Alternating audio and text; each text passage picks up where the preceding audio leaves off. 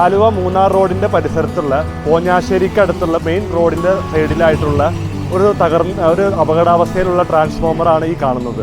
ഈ ട്രാൻസ്ഫോമറിൻ്റെ ചുറ്റുമുള്ള ഈ കാനകളിൽ കറക്റ്റായിട്ട് മാലിന്യം നിർമ്മാർജ്ജനം ചെയ്യാത്തതിൻ്റെ ഫലമായിട്ട് സ്ഥിരമായ വെള്ളക്കെട്ട് രൂപാന്തരപ്പെടുകയും അതേ തുടർന്ന് ഈ ട്രാൻസ്ഫോമർ വളരെ അപകടകരമായ രീതിയിലാണ് നിലനിൽക്കുന്നത്.